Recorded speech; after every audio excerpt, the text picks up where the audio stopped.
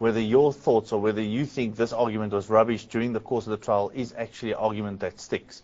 So I think the interest will really reach a peak at the stage when the arguments are heard, and I think it will then even go higher at the time when the verdict is handed down.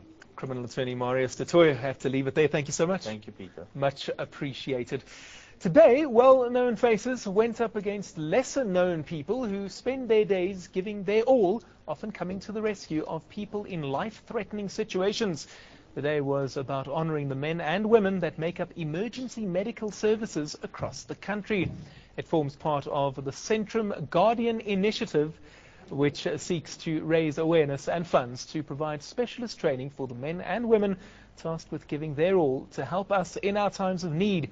Today, under the banner, The Toughest 2 Minutes in Sport, EMS crews and various famous names took part in the endurance testing ERS to see who would come out tops. Famed media personality and Century Guardian ambassador Ruda Landman has written in a blog post on the initiative's website that every day men and women go to work with the sole purpose of saving lives. One day it could be yours.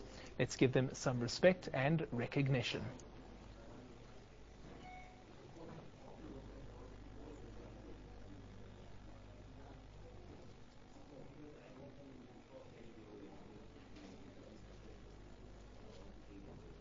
And joining me now in studio, Centrum Guardian Ambassador Ruda Landman. Ruda, thanks for coming in tonight. Only a pleasure. Appreciated. We've briefly explained the importance of what took place today. Would you like to elaborate a bit on that? It was an absolutely amazing day. It is known as the toughest 2 minutes in sport. And we had the celebrities, and they are all people who do climb Kilimanjaro, swim to Robben Island, the Arabian desert, do amazing things. They were beaten to a pulp by the emergency services people because this is what they do every day, and they know that they have to be fit because otherwise it might cost their own and other people's lives. So it is a matter of life and death, but it was huge fun as well. You mentioned celebrities. Who were the kind of people that were there? I actually brought a list because I wouldn't remember. Hlubi Mboya. Hlubi was yes. Absolutely amazing. She weighs 45 kilograms. She had to drag a doll called, what was his, Randy, which weighed 85 kilograms. So, you know, one of the things. Mats Mapunyani was there, Lechechu Zulu, Mika Stefano, Mdu, Suffocate, Mbambasu, etc. Marco Brucado, Simba Mchere.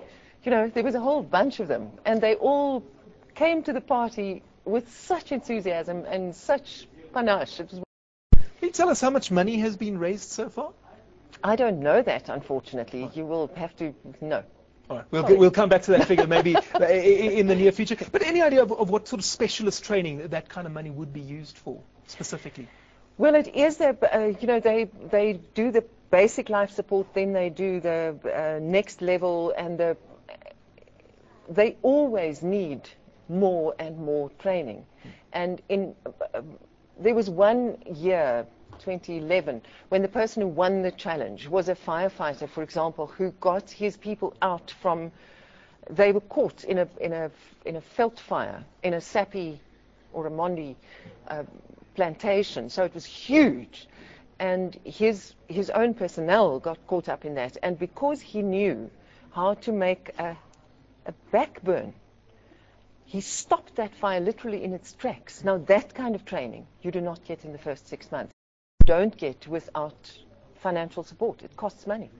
I think sometimes people need to be reminded of the kind of work that emergency services actually do, because let's be honest, you know, there is another side to it, and every now and again they do get it wrong, you know, isolated incidences, and then people will say, oh, you know, EMS, that, this, whatever it might be. Yeah. But I think, you know, by and large, these guys are doing outstanding work, aren't they? Oh, yes, they do. And yes, they are under-resourced, and as we read in the newspaper this week again, we need, in Gauteng, what was it, 88 ambulances and so forth.